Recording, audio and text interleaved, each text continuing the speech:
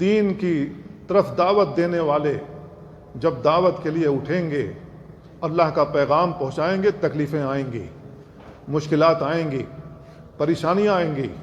تمام انبیاء نے پریشانیاں جھیلی ہیں، پریشانی جھیلے بغیر ہم تک یہ دین نہیں پہنچا ہے۔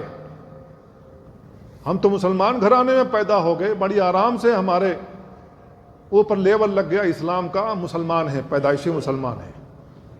ان لوگوں سے آپ جا کر کے پوچھیں جنہوں نے ابھی اسلام قبول کیا، ان کے ساتھ کیا ہو رہا ہے۔ ان کے ماں باپ ان کو گھر سے نکال رہے ہیں، ان کا قبیلہ ان کو وہاں دیکھنا نہیں چاہتا ہے، جائیداد سے بے دخل کر دیا گیا۔ اگر وہ تنہا ہے تو ان سے شادی کون کرے گا؟ ساری مشکلات وہ جھیل رہے ہیں۔ یہی ساری مشکلات تو صحابہ کرام نے بھی جھیلی تھیں۔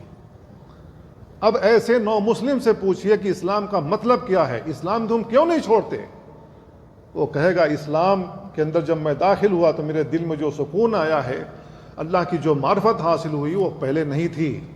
پہلے تو میں اندھا تھا، مورتیوں کے سامنے رکوع کرتا تھا، سجدے کرتا تھا، چڑھاوے چڑھاتا تھا۔ اب ان سب کو چھوڑ کر کے مجھے جو سکون ملا ہے وہ سکون کہیں نہیں مل سکتا۔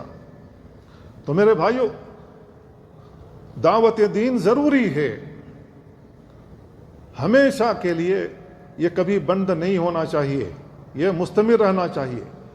لیکن کون لوگ اس کو مستمر رکھیں گے؟ وہ لوگ جو علم حاصل کر چکے ہوں،